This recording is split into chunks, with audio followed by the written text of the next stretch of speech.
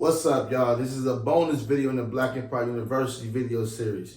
In this video, I'm gonna just go over how to handle your actual wallet, right? What does that mean? How to properly spend your money responsibly and build the best relationship you possibly could from spending your money the right way, right? This first starts with all your deposits. Wherever you have your direct deposit set up at, that's where you, of course, should have your credit cards at, right? You should always have a credit card at the same bank that you have your direct deposits set up. And even so, if you have multiple direct deposits, take a portion of it and put it in another account always.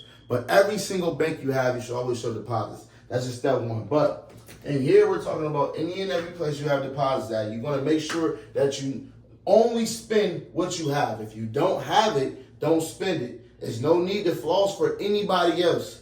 You're trying to responsibly create relationships, transactional ones with the bank, because every transactional relationship is going to get you the highest amount of money you possibly could. And of course, approvals all across the board, long term as well, right? So this is what I do, of course.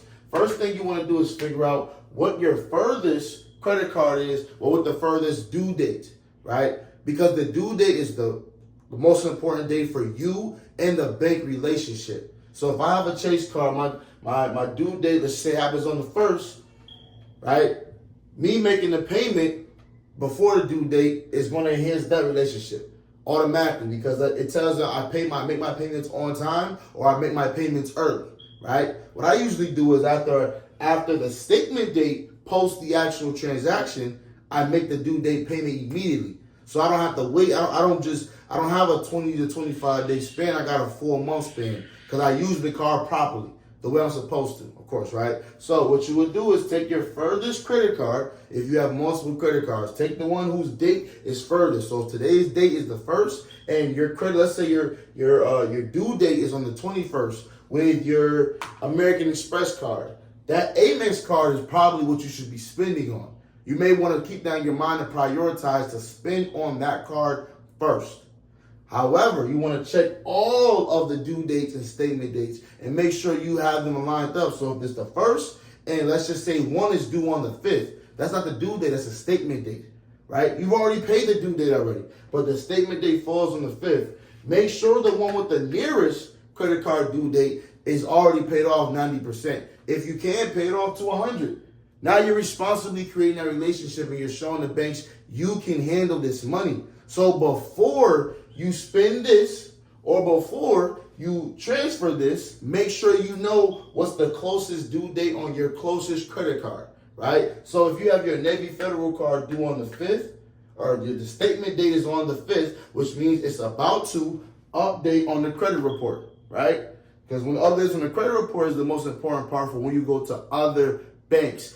It's key to know what happens when you do these things. It's very big key to know, because now you're able to put yourself in a higher bracket amongst everybody, especially among relationships. But what you would do is pay this off. If you could pay it off in full, pay it off in full. Hell, I don't want no interest. I wouldn't want no interest, so I don't think you would want interest either. So pay it off in full, right? So what I do is pay this off in full, wait till this actually posts. Then after I use this card, then I might go to this one, right? So this is how I usually do everything. Now, if there's multiple cards during this time frame, I take the card that has the highest cashback or reward points to give. And how do you know that? Number one, you can see it inside the app. Your app, you should always have this. I'm telling you right now, you should always have an app with whatever bank you have credit cards or any type of accounts with. You need an app with it. So if you have an Amex card, you should have an Amex app to go with it. Same thing with Truist, same thing with TD, same thing with Chase. Always have the app to go into it. But you can find the actual due date and how much the cashback reward or rewards points you get on that specific credit card. But whatever gives the best rewards points is the one I'm using the most or more. But if the one that's due is right near the actual statement date, I don't touch it whatsoever. And I wanted to put this video out there because there are some people that may think I've paid this off, but it has not reported, just should have updated on the credit report. I'm okay to start spending. Well, if you do that, by the time they get to the credit report, let's just say you spent on the card, it gives you a high cash back, so you're like, listen, I'm going to spend on this card.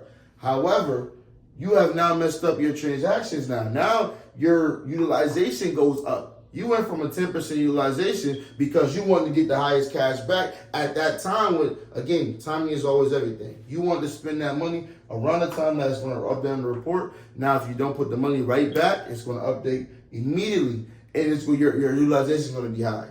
The lower you can keep your utilization, the better the relationship is with the bank. That's why I wanted to make this video for you guys. So remember, the credit card with the furthest due date is the one you really want to prioritize spending, right? You want the highest cash back and rewards points. But if you're only a few days for the statement date, you may want to leave this alone. You may want to wait till next time to actually start using this. And the one that's nearest, you want to make sure you pay it down to 10% or less utilization or to zero. You don't want no balance at all. That way you keep from paying interest and you look good in the creditor's eyes. Do this for 3 months at a time, and I'll guarantee you everything's going to come to you the way it's supposed to come to you. All right? I'll see you guys soon.